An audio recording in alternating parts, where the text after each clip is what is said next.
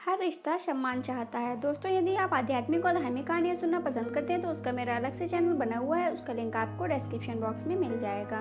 चलिए कहानी सुनते हैं। ठोकरें लगना अच्छी बात है, लेकिन अगर ठोकरों से शरीर ज़्यादा चोटिल हो जाए तो सबक लेकर आगे बढ़ना भी जरूरी हो जाता है। मालिनी जब भी अब कभी अपने माता पिता के घर जाती थी तो उसका सामान पहले से दोगुना होकर आता था, लेकिन उसने कभी भी अपने ससुराल में ये जताया नहीं, क्योंकि मायका भी उसका, माँ बाप भी और उसका सामान भी उसका, तो जताना कैसा। मालिनी का एक भाई था जिसकी शादी बहुत पहले ही हो चुकी थी और वो अब दूसरे शहर में अपनी पत्नी के साथ रहता था, क्योंकि नौकरी ने आजकल सबको बंजारा बना दिया है। जब वो माता पिता के साथ ही रहता था तो मालिनी जब भी फ़ोन करती थी तो सबसे बात हो जाती थी। देवेश, मालिनी का भाई, रीता, भाभी, तोलू मोलू, उनके बच्चे जब से दूसरे शहर में गए हैं तब से बातों का सिलसिला कुछ कम हो गया चला है। देवेश जब भी फैक्ट्री जाता था अक्सर फ्री होने पर मालिनी को कॉल कर लेता था, लेकिन रीता हमेशा व्यस्तता का बहाना करके छूट जाती थी। मालिनी जब भी घर कॉल करती तो सबसे बात किया करती थी, चाहे फिर वो तोलू मोलू हो या भाभी। पर धीरे धीरे उसे ये एहसास होने लगा कि कहीं उसका बार बार कॉल करना उसकी भाभी को पसंद ना आता हो, तो उसने स्वतः ये कॉल का सिलसिला कुछ कम कर दिया। स्वीटी, मालिनी की जेठानी, अपने परिवार में और बच्चों में ही व्यस्त रहती थी।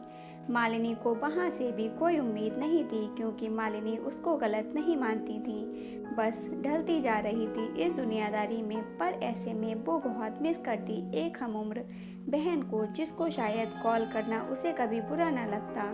पर हर किसी को नहीं मिलता यहाँ प्यार जिंदगी में। और धीरे धीरे मालिनी ने भी खुद को व्यस्त कर लिया इस भागती दौड़ती जिंदगी में। एक दिन मालिनी ने अपने घर पर किटी पार्टी रखी थी और उसके लिए उसने सत्संग का आयोजन किया था, तो उसने स्वीटी को अपने घर बुलाया हुआ था। स्वीटी का पति उसे मालिनी के घर पर छोड़कर ऑफिस के काम के लिए चला गया और बोल के गया कि मैं थोड़ी देर तक आ जाऊंगा।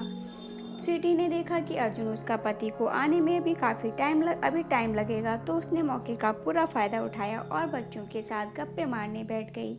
मालिनी जो काम कहती वो स्वीटी कर देती और फिर आकर बैठ जाती, तो साफ पता चल रहा था कि वो जो भी कर रही है मजबूरी में कर रही है। तो मालिनी ने उससे कुछ नहीं कहा और सारा काम जल्दी जल्दी निपटाने लगी। सत्संग शुरू हुआ, औरतें आने लगीं और थोड़ी देर में अर्जुन भी आ गया, तो स्वीटी ने उसे देखते ही काम करना शुरू कर दिया और औरतों के बीच कानाफूसी भी शुरू हो गई कि मालिनी की मौज है, उसे स्वीटी का सहारा मिल जाता है, हमें तो सब कुछ अकेले ही करना पड़ता है।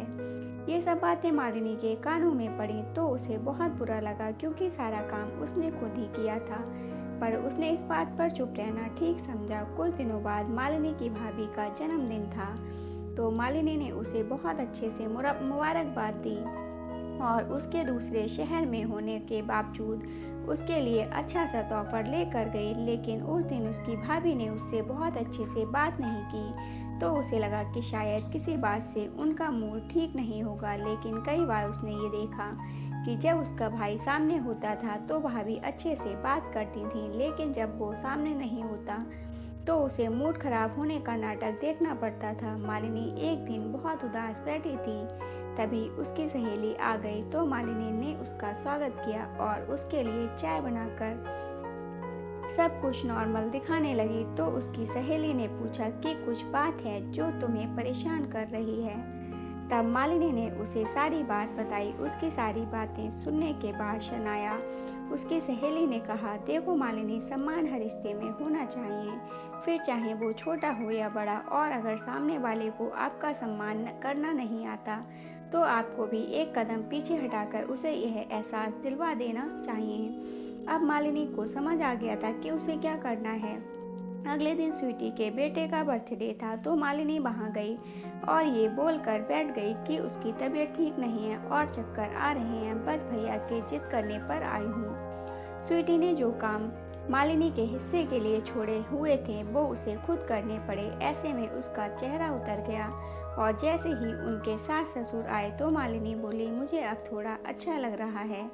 मुझे बताओ ना क्या काम करना है। ऐसे में उसकी सास ने कहा, हमारी मालिनी बिना तबीयत की परवाह किए हमेशा दूसरों के बारे में सोचती है। तो स्वीटी के कानों में भी ये बात पड़ी और उसे बुरा लगा। दोनों मालिनी को शनाया की लेकिन मालिनी को शनाया की बातों का असर होते दिख रहा था। कुछ दिनों बाद मालिनी के पास उसकी भाभी का फ़ोन आया कि मुझे किसी मीटिंग के लिए जाना है, तो आप अगर घर पर हों तो मैं वहाँ से होते हुए निकल जाऊँगी, तो इसी बहाने मिलना भी हो जाएगा और मीटिंग से पहले का टाइम भी कट जाएगा। तो मालिनी ने तुरंत कहा कि भाभी, मेरी तो कल क्लास है, मुझे उसके लिए अपनी जेठानी के घर जाना है, मैं तो नहीं मिल पाऊंगी, सॉरी। मालिनी की बात सुनकर सीता को बुरा लगा तो उसने ठीक है कहकर फ़ोन रख दिया। पर मालिनी के पति को समझ नहीं आया कि उसने ऐसा क्यों किया। पर मालिनी को समझ आ गया था कि अब से उसे किसके साथ और क्या करना है। आखिर सम्मान पाना सबका अधिकार है। दोस्तों, आपको ये कहानी कैसी लगी कमेंट बॉक्स में ज़रूर बताइएगा। अच्छी लगी हो तो लाइक और शेयर ज़रूर कीजिएगा। धन्यवाद दोस्तों।